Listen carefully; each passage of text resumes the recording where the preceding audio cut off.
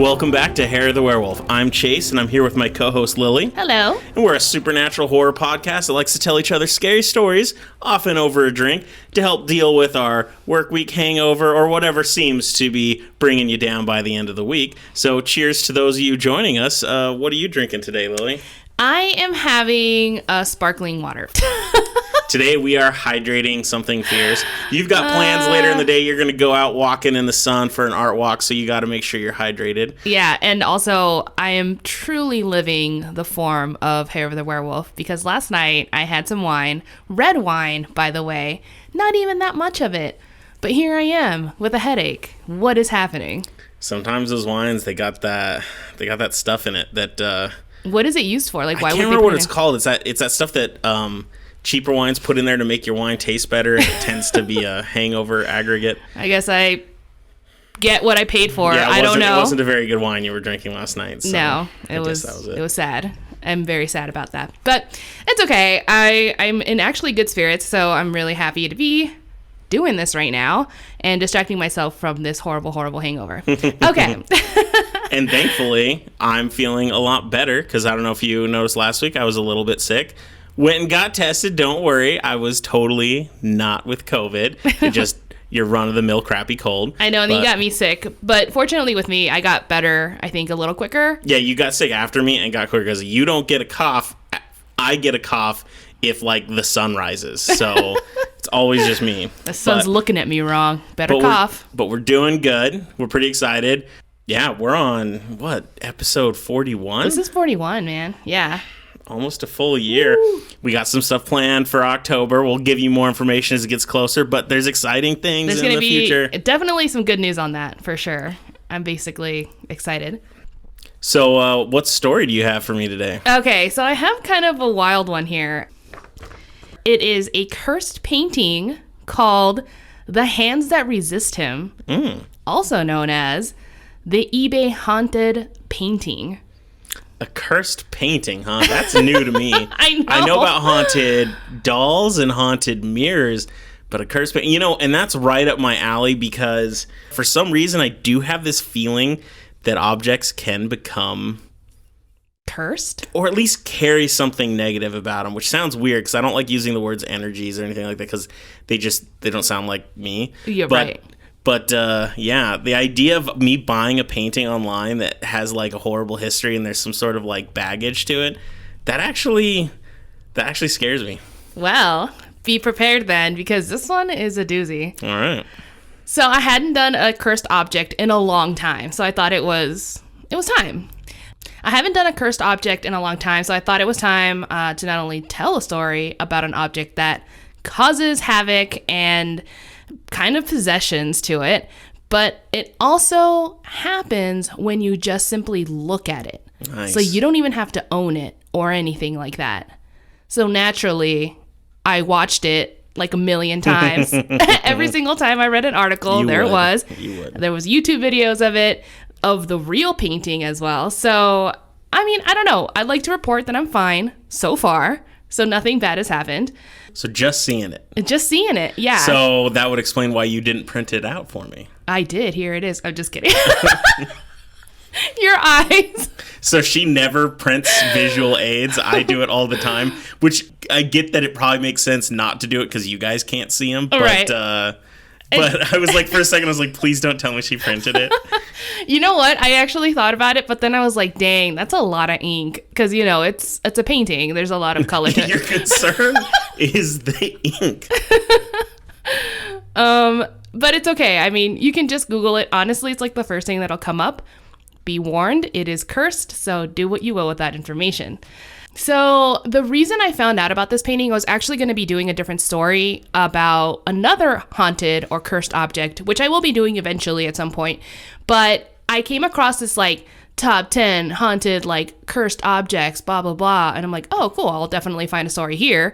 Anyway, in the intro of this article, it said I was going to include the hands that resist him. But while my research and like looking at the image and everything, they were having horrible headaches or like malfunctions of the internet or their computer shutting down. And they were like, I got the hint. So even in his or her, I don't remember the author, in their top 10 list of cursed things, they refused to put it on there because of the image. So here we are. This makes me so comfortable. I know. Get ready. Okay, so of course when I heard that, I'm like, I gotta look this up. So I did. The painting is by Bill Stoneham from 1972. The painting itself is of a young boy around 5 years old standing in front of, or outside in front of a glass door. He's kind of just standing there squinting from the sun and looking directly back at you. Next to the boy is a life-size doll of a little girl around 3 or 4 years old. She's holding something in her hand, but it's kind of difficult to see what it is. Also, she has black, round, hollowed eyes, and her mouth is in like the most dramatic downward sad expression. It sort of looks like a ventriloquist dummy's mouth, but intentionally sad and much creepier, if you can even imagine that. There's a glass door behind the two kids, and you can see disembodied hands touching the glass door from the other side.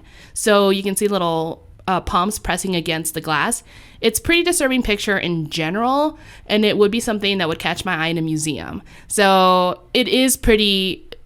It's a kind of a powerful painting, I'd say. It's just really creepy and eerie looking. There's a lot of stuff going on. Well, I think the painting sounds incredibly creepy. Yeah, like, it is. Just disembodies hands against a glass window. Yeah. Like, is it bloody? They're not bloody. Are they just floating, or are they like cut off at the wrist? They're kind of, they look like, okay, well, they kind of look like they're cut off, but only because it's coming out of the shadows. So inside the house, behind the glass door, you can't see anything else. So it might be the hands of ghosts, not just obviously just floating disembodied hands. Right. Okay. Right. Yeah. How is it painted? Is it painted kind of? Is it realistic? Is it painterly? Is it impressionistic? It's a little impressionistic, not super real. I took one art history class many years ago, so please bear with me. I'm not too familiar with the terminology, but yeah, I'd say more like wispier. The colors aren't as realistic. They're kind of not brighter. So there's like a lot of brighter colors, pastel-y, but then there's like a lot of dark shadows too. It's kind of an interesting image. Yep, that is my... It's sure making me want to see it, but I don't at the same time. My 101 art history description, so sorry.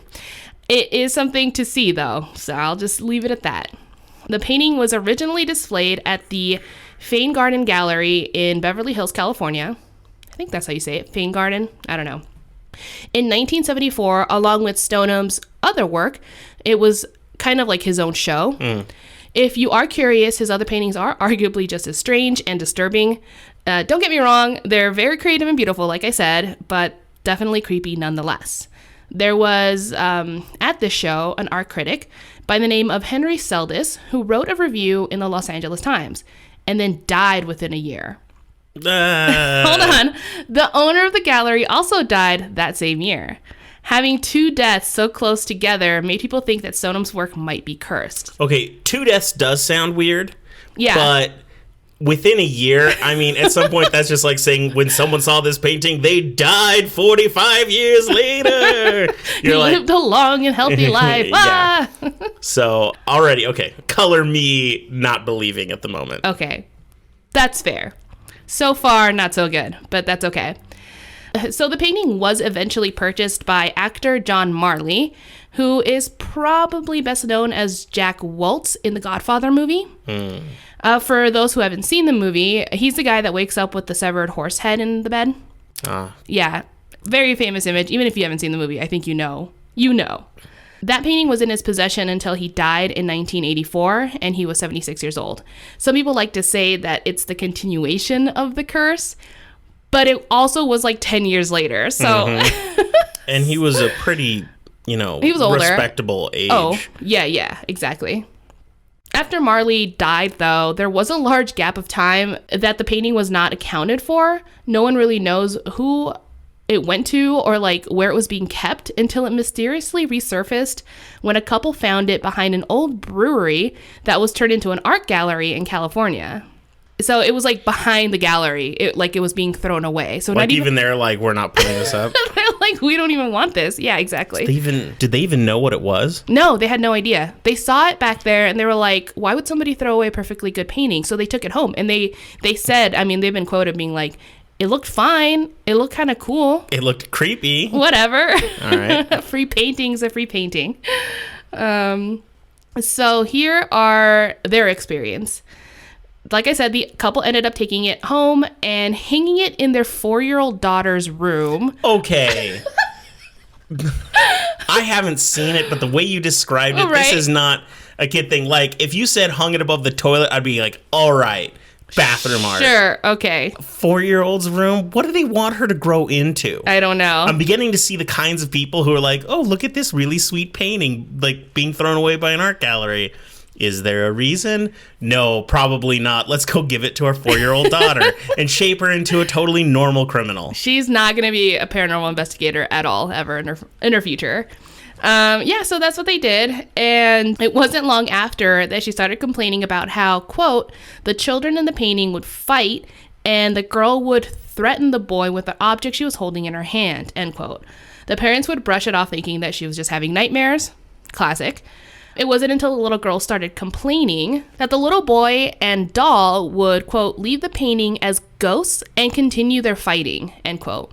To appease the child, the parents decided to set up motion detecting cameras in her room to prove to her that it was all in her imagination. Why didn't the parents just take the painting down? I don't know. Seriously. I was like, it's like, you know what the easiest solution here is? Remove the painting or buy motion detecting equipment. I hate these people so much. They should have been cursed, not like the little girl. Yeah, seriously. Poor little innocent little girl. I mean, even if it was just an overreaction of her being scared of the painting. Maybe she doesn't like the painting, Mom and Dad. Like, maybe she just doesn't like it. Put up some Disney characters like the rest of people, like everyone else. Just, oh my God, this poor child. Anyway. They did end up setting up the camera. So it's not like a video camera. It's to take pictures. And when they finally reviewed those pictures, the family was stunned on what they found. They had captured several photos of what looked like the painting coming to life. The colors of the painting seemed to change from one picture to the next. The object in the doll's hand took different shapes and started to resemble a gun. Oh, wow. Yeah, originally the painting of the little girl is holding a battery of wires, as I found out later. A what of wires? So it's like a battery and wires. Oh, okay. I don't know. So something that arguably, when I look at the picture, does not look like a gun. So it's not something I would mistake it, even if I was a kid, I'd be like, that's not a gun. There was one picture that looked like the boy or a ghostly version of the boy was trying to escape the painting and looked visibly distressed, which kind of makes sense to me because if I'd be scared too if I was a multi-dimensional being threatened by a doll with a gun. I mean, it's just, so it's this idea that this boy is constantly trying to run away from the painting. No idea why. So eventually the couple, after seeing these pictures and the little girl being still scared of it, decided to place the painting for auction on eBay in 2000. Initially, Let's give this obviously cursed thing to somebody else. Yeah. Pass on the curse. They didn't think to throw it away. No. Like the brewery had done. Well, maybe. Okay, so you said brewery, right? It was a brewery turned gallery? Brewery turned gallery, yeah, exactly. Initially, they did contemplate on destroying the painting, but many people warned them that it could unleash an evil. We've heard that before, like the conjuring and all that stuff. So it is something that is very concerning and people do really think about. Anyway, they placed the painting for sale. The seller was very transparent about its story or history. It claimed that it was haunted and that it could possibly be cursed. In fact, on eBay, they also posted a disclaimer that read, quote, "Warning, do not bid on this painting if you are susceptible to stress-related diseases, or if you are faint of heart or are unfamiliar with the supernatural events. By bidding on this painting, you agree to release the owner of all liability in relation of the sale or any events happening after the sale that might be contributed to this painting. This painting may or may not possess supernatural powers that could impact or change your life. However, you agree to exclusively bid on the value of the artwork with disregard to the last 2 photos featured in this auction, and hold the owners harmless in regards to them and their impact, expressed or implied. Now that we got this out of the way, one question to you eBayers. We want our house to be blessed after the painting is gone. Does anyone know who is qualified to do that? The size of the painting is 24 by 36 inches, so it's rather large. Yeah, that's a standard poster size. I think it is, yeah. As I've had several questions, here are the following answers. There was no odor left behind in the room. There are no voices or the smell of gunpowder. No footprints or strange fluids on the wall, end quote. In addition to the eBay posts, they actually did include the pictures that were taken that one night that I told you about. But I was not able to find them, so I don't know. Typical, whatever. Over 30,000 people visited the auction page, and of those 30,000, many people reporting feeling ill or mentally disturbed. Here are some of their reactions. These are real quotes that I got. One of them was, quote, I still refuse to look at/study this picture for more than 5 seconds. It creeps me the fuck out, end quote. Another one said, quote, I actually purchased a print of this painting from his website. I put it on display in my living room, and man, that thing made everyone who saw it uncomfortable. People actually would stop coming over because of it. I ended up taking it down due to popular demand, and now it's under my cloth in my jam pad, end quote. In my jam pad. In my jam pad. I was like, that's going in the story. Other things that people might experience when looking at the painting is, one, whenever children are exposed to it, they are the most affected by it. They would have vivid nightmares and claim to have seen the little boy and doll in their room. People have claimed to feel like they were being touched by small hands. Printers would malfunction whenever they tried printing the image. Someone else claimed they heard an, quote, exorcist-type voice along with a blast of hot air, end quote, when they simply would be viewing it on the eBay post. Another person became ill when they first set eyes on the painting. After reading the disclaimer, they immediately burned sage in their house because they were afraid and they wanted to cleanse it. Nothing wrong with that. Nothing wrong, they were like, oh, look, a painting. Yeah, it's cursed? They ain't hurt no one by burning sage, and it could only be a good thing. Right, exactly. Either nothing happens or something good happens. Exactly. I think the creepiest experience that I did read about was this one person was like, I had a blackout/mind control experience. So after viewing it, they kind of went into a trance, and they couldn't remember a big portion of time. So I don't know about that. We're still talking about anonymous comments. It is from the anonymous internet. comments. I know, but it's still pretty eerie. After these reports surfaced, when the post was still up and everything, the sellers did kind of backtrack and added something to their disclaimer. They said, quote, to deter questions in this direction, there are no ghosts in this world, no supernatural powers. This is just a painting, and most of these things have an explanation. In this case, probably a fluke light effect. I encourage you to bid on the artwork and consider the last two photographs as pure entertainment, and please do not take them into consideration when bidding. As we think it is a good idea to bless my house, we still welcome input into the procedure, end quote. Man, so, there is what the hell? Yeah, that's like saying one thing and not saying there's the hidden context of what they're trying to say is, please buy our painting, we want to get rid of it. Exactly. That's exactly what I got out of it. They're like, okay, we might be scaring too many people because no one's actually trying to buy it, but also bless the house for no other reason. Totally unrelated. It's so weird. But despite this, the internet was not letting it go. So after they had said it was haunted and all this stuff, after this, there were tons of websites and chat rooms that were dedicated to the painting. Now, if you Google simply haunted painting of eBay, this image will immediately greet you. So be careful. Again, you will see it immediately. There's no warning or anything. The bid was originally set at $199, so $199, but eventually sold for $1,025 to Kim's. I know. That's quite a bit. I mean, in comparison. It was sold to Kim Smith, who is the owner of the Perception Gallery in Grand Rapids, Michigan. In the interview, he said, quote, I wish I could report a bizarre happening or mind possession type thing, but the unusual thing started happening with the first email and counting. Prayers and quotes from the scriptures from a man of faith, advice as to how to cleanse my residence of the evil thing from a Native American shaman in Mississippi, reports of people being repulsed, made physically ill, or suffering from a blackout/mind control experience, end quote. So that's when I got that quote. Even though he doesn't seem to believe that the painting is haunted, he doesn't put the painting on display.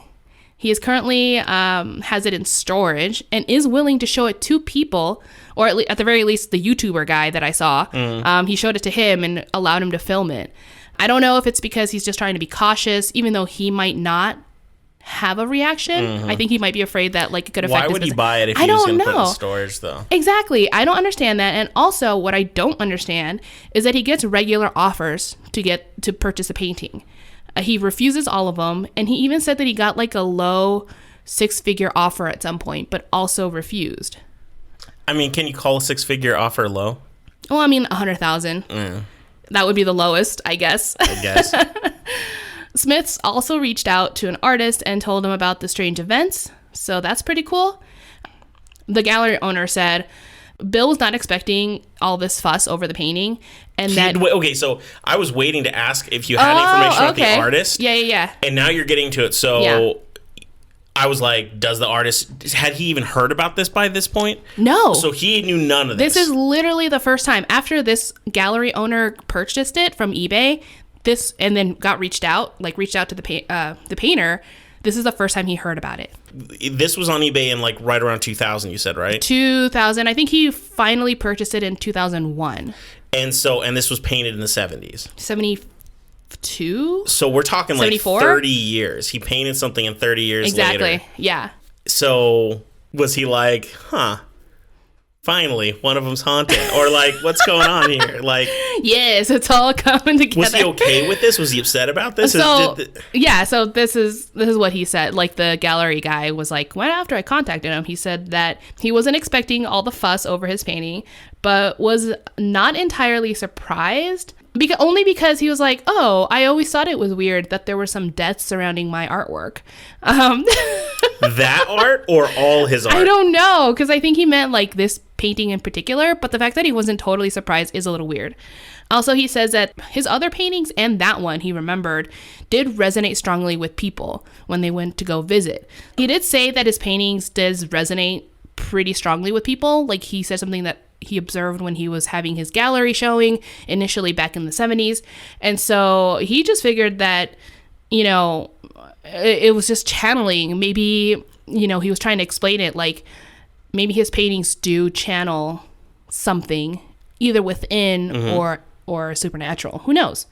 I also want to give like a little backstory to the painting. So kind of going back to it, it turns out that the painting is based on an actual picture that was taken of Stoneham, the artist, when he was 5 years old.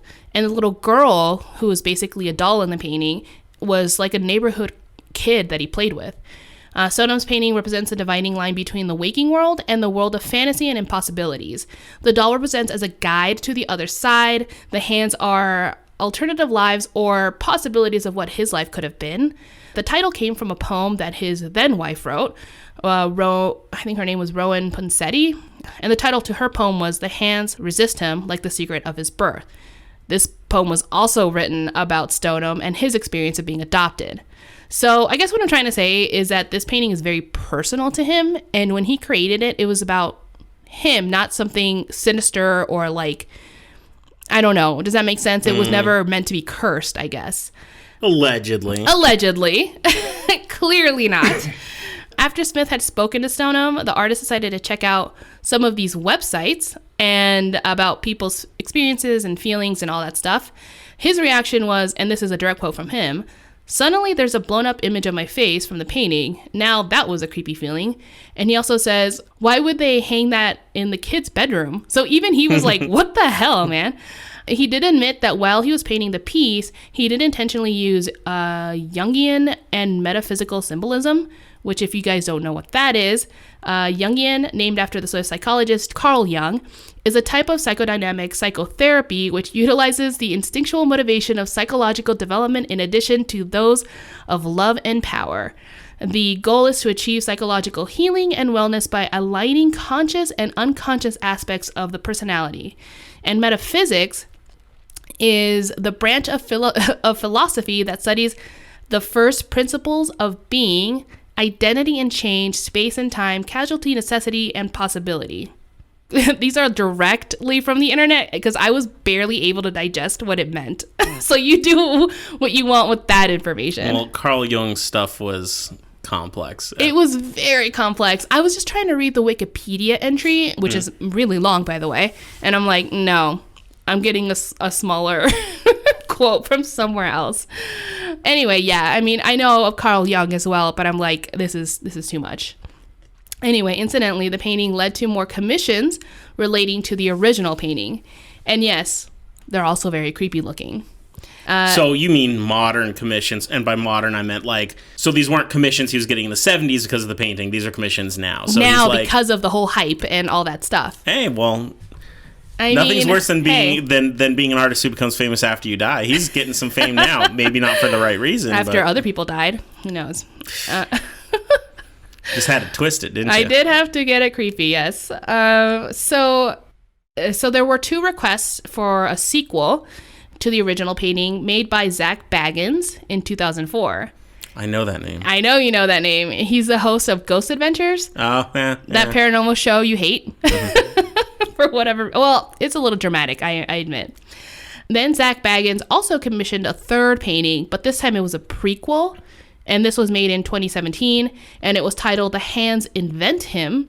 It depicts the scene from inside the house looking outside the glass doors to the 2 kids. So that was pretty cool. In 2016, there was a book based on the painting, and it was written by Daryl O'Neill. It was a fictional book, but it was kind of... It was a drama. It was a drama. It wasn't like a history of... Exactly. Okay. It was like about a murder or something like that, but it does have something to do with it. But anyway, he was inspired to write the book because of his own experience on the artwork. And this is what happened to him. He said, quote, "I first saw it online when I was living in Dubai. I printed it out and left it on the side table next to some other documents printed on the same printer with the same paper. Anyway, I went to Italy for a month. When I came back, the air conditioning had gone awry. Everything had green mold, the TV, bed sheets, my daughter's cotton clothing, all my suits in the closet, and the documents I had printed, all green. But right next to them, the only thing that was perfectly untouched was the printout of that painting." It's messed up. That is nasty. I read somewhere else that there was going to be a documentary. Didn't find a lot of information on it. But either way, this painting has caused a lot of commotion. And when you go online, you will still find stories from people being affected by this image. So back in college, when you were living with me, but back in college, my closet got infested with mold. Oh my God, I remember that. And so I lost a lot of my artwork from that class, and I lost some clothes. I even had an old computer in there that got filled with mold. Mm-hmm. And it was absolutely shocking. And before you guys just assume, like I live dirty or nothing, I absolutely don't. You nasty. Like, we found that the roof, we live in flat roof houses out here, had broken and water had been seeping into the sides of the walls and everything. But, it made me remember that when you said mold is everywhere. And I was like, ooh, I wonder what when my closet was haunted. Find the one thing that didn't have mold on and be like, that's the cursed item right there. That's what you got to put on eBay now. The one thing. Sell it. I honestly am not joking, because this was still when I had some of my more creative clothes. I think it was my black and red striped suspenders that had no mold on them. And I thought it was just because they were like super artificial or something. Oh, they're like, nothing can grow on this. It's like lead. Or the mold's like, those are gross. I was like, I don't even want that mess. The haunted suspenders. The haunted goth emo suspenders. That's Fantastic. my next story. It's a comedy. Yeah, it is.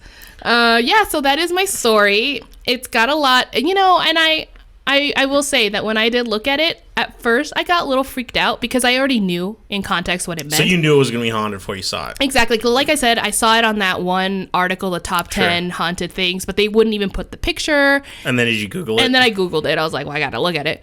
And then I found enough stories and information. I thought that would make a pretty cool story. So that's what I did. So the top 10, they listed that as the most haunted. They just didn't put the picture, right? No, they didn't even put it in the list. He's like, I can't even because everything that was on the list had an image with it. Okay. And I think just to keep in theme with it, but they were like, I don't even want to really talk about it more, but I did need to mention it because it was affecting me when I was doing this article.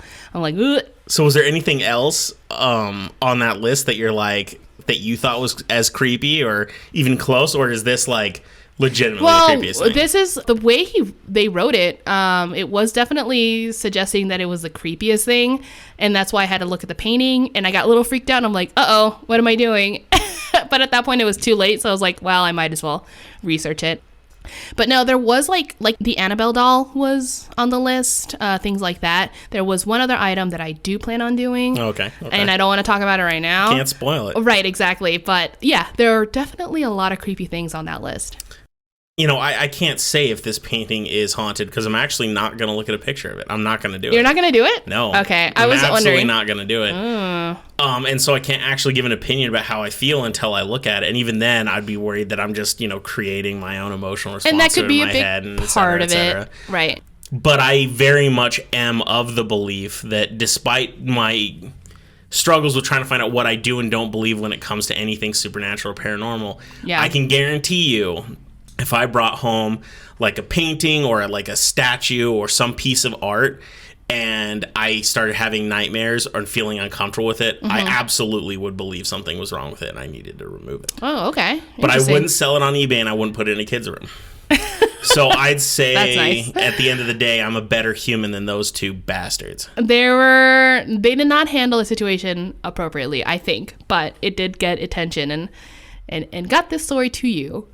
Yeah, I don't know. I think like if I, like for example, you hear, be careful what you buy at thrift stores, secondhand stores, because things could hold on to evil things, even like moments or ghosts or a demon, the most extreme situation. But yeah, I guess that would be good. Just be like, I'm going to just throw it away and hope it doesn't find its way back in my house, So who knows?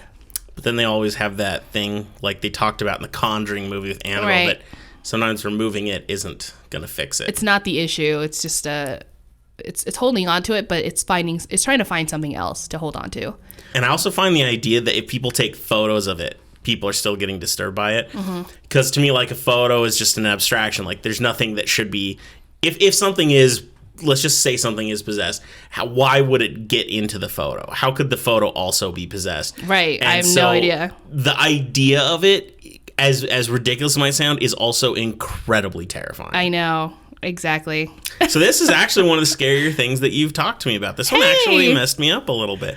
Now all I'm going to be doing is I have a picture in my mind, except admittedly I know it's not going to be accurate because for some reason I'm picturing something like a deranged Norman Rockwell painting, like hyper realistic, but also like bright colors but creepy. That's actually a really good way of describing it. Yeah, a little bit, because it's not like super, super realism, but like it's got those kind of brush strokes that like doesn't make it look like a real picture, if that makes sense. Okay. That's kind of what I meant. I don't know. So Man, yeah, that is a struggle. It is kind of a deranged Norman Rockwell. I say I'm not going to look at it, but we'll find out next episode. Lily will probably ask me like, "Did you look at it?" And we'll find out if I have by then. I still have everything, all my tabs saved, so we can look at them any moment. I mean, you can just Google it, but yeah. Don't bring that hate into my house. I heard he brought it in the house. I'm living it. Don't worry though.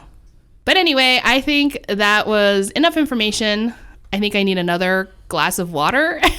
And I can't wait to hear your story. I have no idea what you're doing. Yeah, let's take a quick break and we'll be right back. Cool. All right, guys, welcome back. I hope you have a refreshment because it's time for an end of episode encounter. Yay! I miss it. It's been a while. And don't worry, this one's good.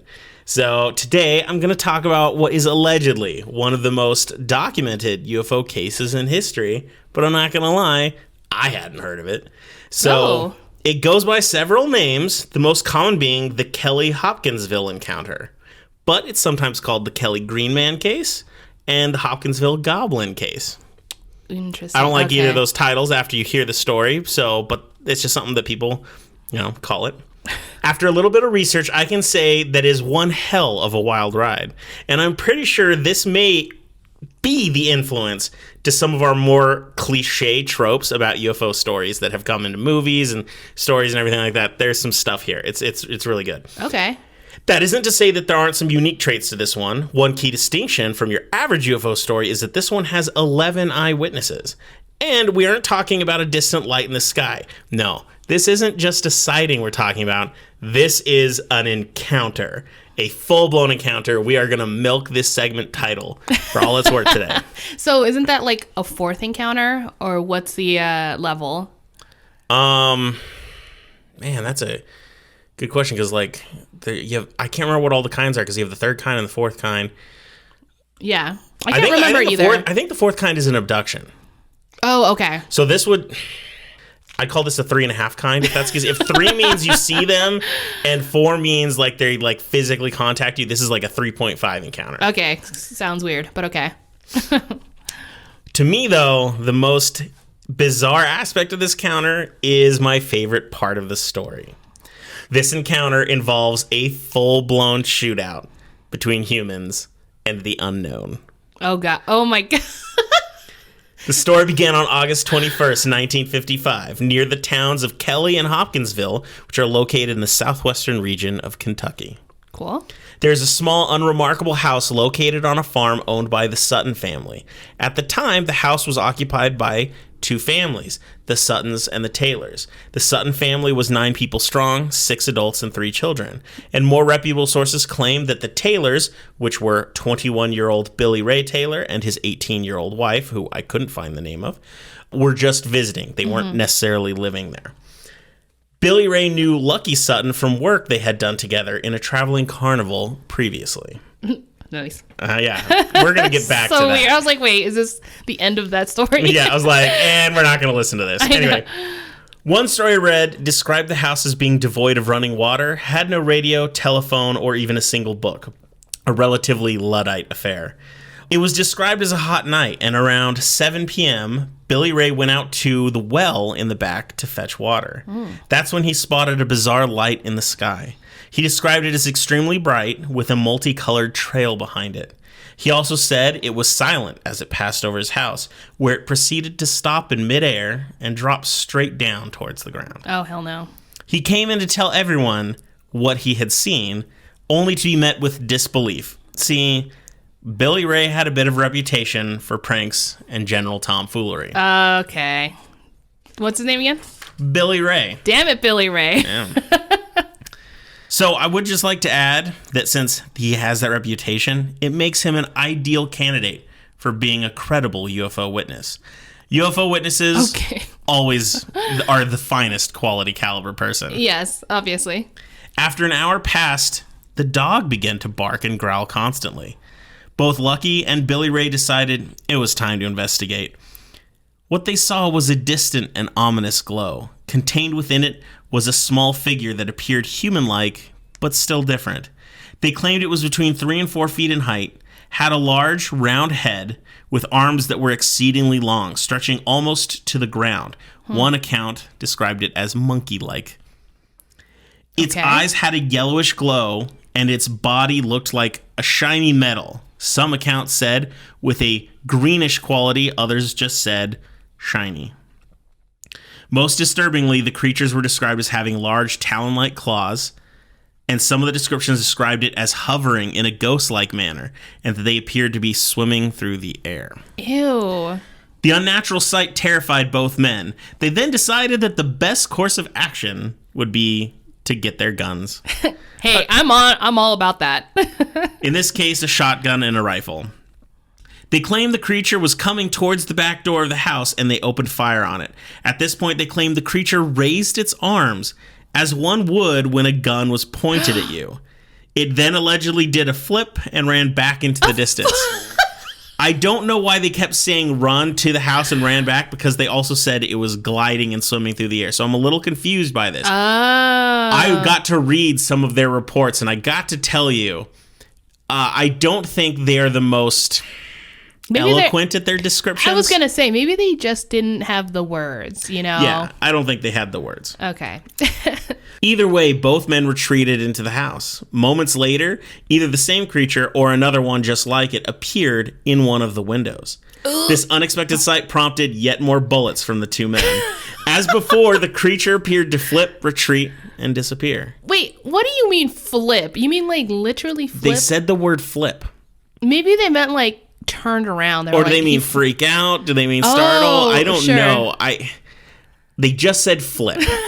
So I gotta go with what they're saying. I'm thinking like a backflip, and it's like, see ya. Yeah, like, it does like the cheers at the end, like the gymnastics competition, like, pa-pa, I'm out.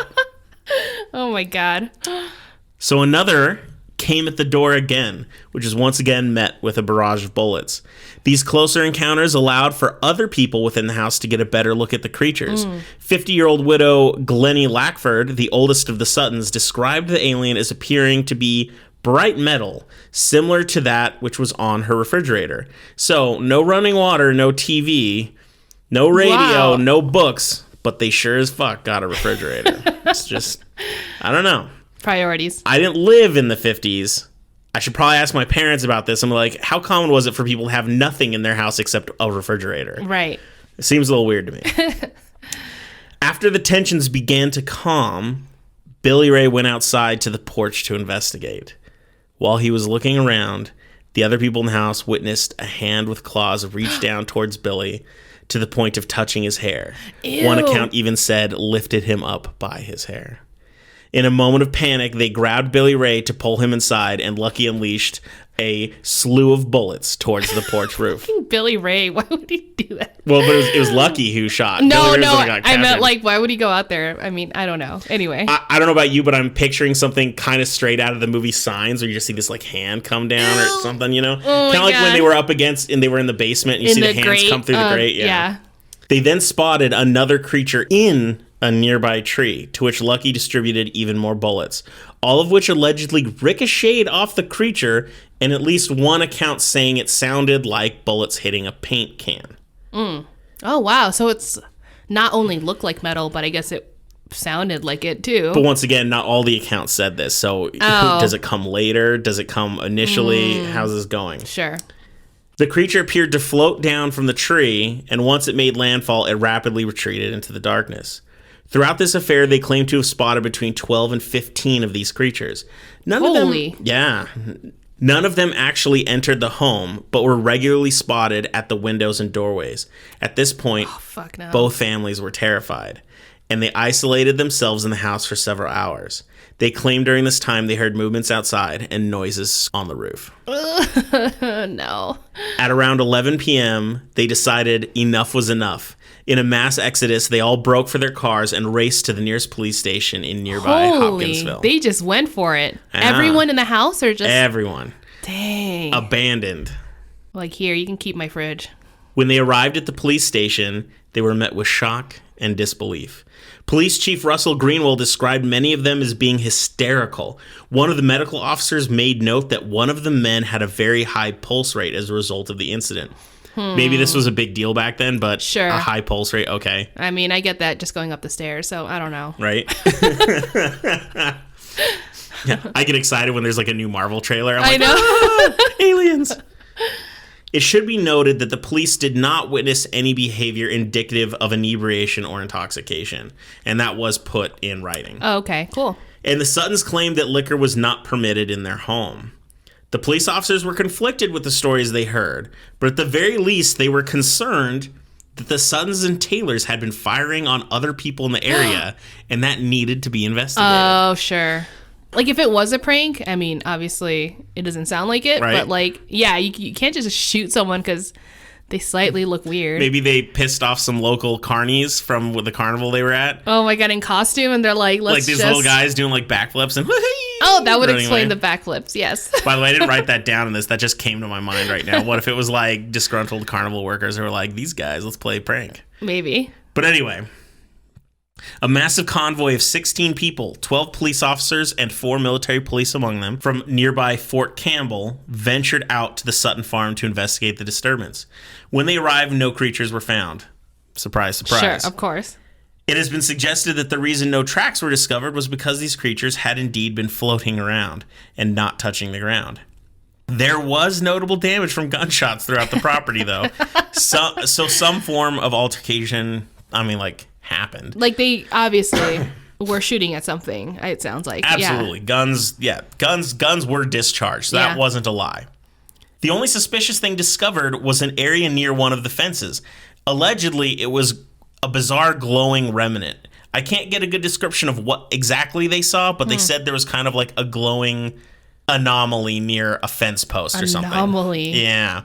Allegedly, a photo was taken before the glow conveniently dissipated. However, I can't seem to find this photo anywhere online, and almost every legitimate report about this doesn't have the photo, and they don't even claim to have seen this photo. Ah, dang. Which means there may not have been a photo. Right. Saying a photo was taken makes people believe it when maybe nothing happened. Maybe someone did, and they're like, shit, my finger was in the way. We'll just see photos out Or there. you take an old school 1950s black and white photo of an ominous glow, and it looks like nothing. And then all of a sudden I was like, oh, it's not even, let's not even put it in there. After a few hours, the police left. Allegedly, the creatures returned around 2 a.m. to terrorize the families the rest of the night. Holy. But after that night, the creatures have never been seen again. This led to a massive media frenzy over the story, with coverage making it to national news outlets. Over the years, the reports and retellings of the stories have changed the descriptions of the creatures from short metallic creatures to either tall, green, walking, or all three of those. Interesting. Okay. Hence why so many refer to them as little green men. One of the descriptions said they were metallic with a slight green glow, but that seems to be a report that happened months after, as opposed to the initial interview. Oh, okay. This story has been a point of interest for many ufologists and skeptics over the years, each of whom have their many different explanations that we will go over. It was even investigated heavily by the U.S. government as part of its Project Blue Book files, which was the secret government program created to investigate UFOs in the 50s and 60s that's been declassified. Oh, okay. The report filed on this matter classifies this incident as a hoax. Aww. So that's the story. Okay. So now I want to talk about some of my issues with what I've heard from this story. Okay. So first off, I want to talk about them being carnival workers. So Lucky and Billy Ray both worked for a carnival at one point. Nothing wrong with carnivals, but they made a living in a field of entertainment that relies on less than normal forms of illusion and falsehood to create money and attention and attractions. Sure. It's People go to entertainment, be fooled. And there's a lot of lies that go on there. Not necessarily bad ones. Maybe some of them are, because I know some circuses are terrible and whatnot. But carnivals, like the carnival games and everything, they're rigged against you and everything like this. So that means they were very familiar with this thing, these ideas of spectacle, which already makes me a little concerned about their story, because maybe they're just trying a new thing. No, I get it. I also want to talk about the aliens who, I'm just going to call them aliens, but that allegedly raised their hands when they were being shot at.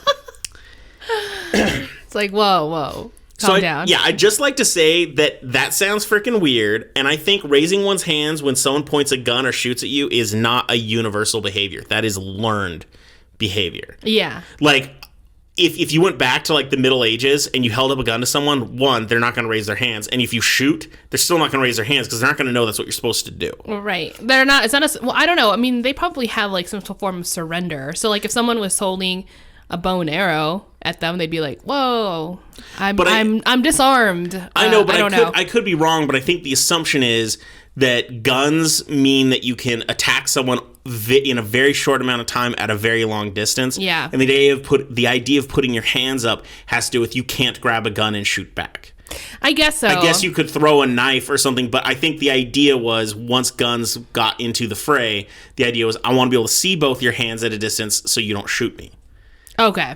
And so anyway, I'm just saying that this is a learned behavior. Like people weren't raising their hands. Let me put it, I mean, I think it's a very 1,000 years ago. human thing. I don't know about the alien situation. Like, how would they know to do that? Well, and that's my point, because if we assume the creatures knowingly raised their hands because they said this is what humans do as a reaction to the gun, wouldn't they also know that showing up in the middle of the night in green glow and running at someone's house is just not good or safe behavior? Yeah, that's not appropriate. They can't know something about the humans and then not know something even more basic and obvious. Like, I just don't buy this. Maybe they weren't going to, like, torment them, but then they were like, you just shot at me, even though it didn't kill him. I mean, it's super rude. So now I'm going to scare the hell out of you.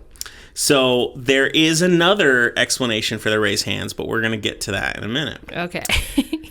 So let's talk about if these people are just credible in general. And I don't mean just because they're carnival workers. I don't know these people, and I'd like to think that most people are probably genuinely good. But, like, let's just say Police Chief Russell Greenwell described these witnesses thusly, quote, "These aren't the kind of people who normally run to the police for help.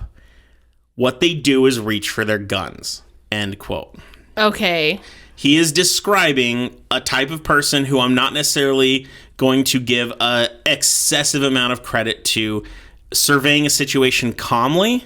Sure. And matter-of-factly. They're not gathering evidence. They're not making, theories and testing them. They're grabbing their guns and shooting. Yeah. So if they say they see something and they start shooting at it, my initial indication isn't, yes, these guys have noticed a real threat and are going for it. I'm like, maybe they're just being crazy, dumb, stupid, any combination of not good reactions. Yeah. So it sounds like they could be overreacting initially. Exactly. Instead of being like, hey, is this a joke? Instead of actually talking to them, they're like, no, we're not even going to try talking to this. Like, We're going to just kill it. Okay, that's fair. And it's weird. But at the same time, it's kind of interesting to hear the sheriff say, or the police guy, that, okay, even if they do react pretty quickly in a negative way, they don't go to the police officer. So if it was supposed to be like a prank, they wouldn't have escalated the situation to that point. They would have joked around with each other, or like told their neighbors about it and been like, oh, But if they were truly terrified and they're not the kind of person to go and seek help, this had to have been a pretty big deal. I agree with that. I don't know. I agree with that. Yeah. My last major issue with this story is that when the police came, there's no evidence. Okay, sure. Bullets, bullet casings, bullet damage, sure, but there's nothing else. These aliens conveniently flew. They weren't there, and the one alleged incidence of a glowing area, we have no evidence to prove that was there. Right. We don't have any reputable police officer saying, I saw this, and I will swear till the day I die I saw this. None of that. So there's no evidence. Those are all my criticisms. So let's go to explanations that people have. One explanation is that they all experienced a mass hallucination. Why a mass hallucination would occur, that's beyond me. Right. It's so random. Yeah. I mean, I just came up with this myself. I was like, well, they did say he saw the light when he went out to fetch water from the well, so maybe the well water was tainted and everyone was drinking it. Oh, hey. Yeah, maybe. But yeah, you have a huge range of people, and some of the people were just visiting, so I would assume that the Taylors, they'd only been there like a short while, but they wouldn't have been exposed to the water as long as the other people. I don't know, but let's just say. And this wasn't like a recurring thing either, so it was like this one time. So unless the water was like, for some reason, a second tainted and then not, I don't know, really weird. I don't like the idea of a mass hallucination, but one explanation for the mass hallucination, or a variant of, is one of the other explanations, and that is that they were drunk.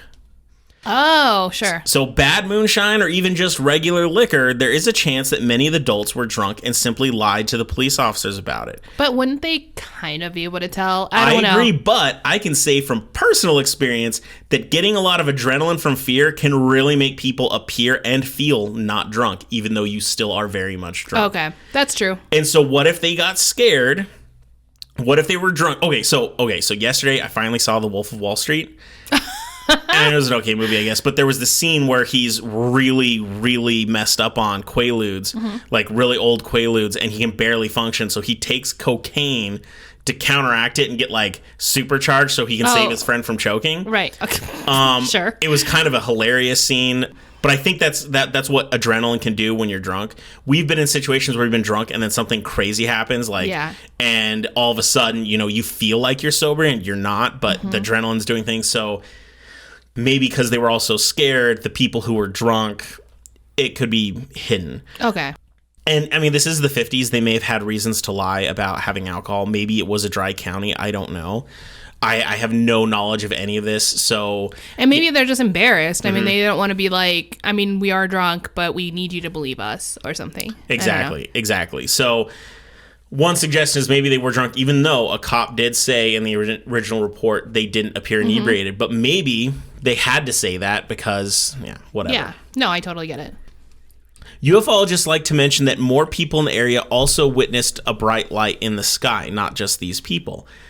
This to them is telling in that this actually had to have happened. Oh, there was absolutely a UFO. However, skeptics just suggest that it was in fact a meteor and may have been the trigger or inciting factor into the mass hysteria or hallucination or drunken fervor that all of these people may have had that night. If they had some crazy moonshine, the guy sees a light, all of a sudden they get so scared that this entire illusion is getting away from them. Especially if drinking liquor was a big taboo and they shouldn't have been doing it, they might have been even more scared. So that could have been it. Sure. Exactly. I don't know.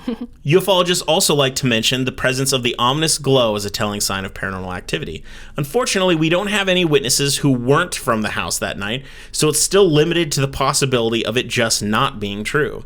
Skeptics who try to explain the glow, assuming it did exist, is through a phenomenon known as foxfire, which is a naturally occurring bioluminescent fungus, which, although that sounds like a cop-out, apparently in this area, not uncommon.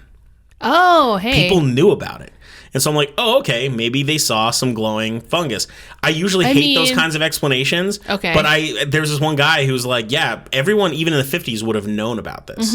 Like, it happened. So I'm like, okay, if you're drunk, maybe you see some glow. Yeah, I kind of see the point. But if it was common, I feel like that's even less of a reason. Oh, like, like they would know the difference. They'd be like, I mean, I already know this exists. That's a fair point. Yeah. That's absolutely a fair point. But the most common accepted skeptical explanation, and I love this, is that the families encountered a group of great horned owls.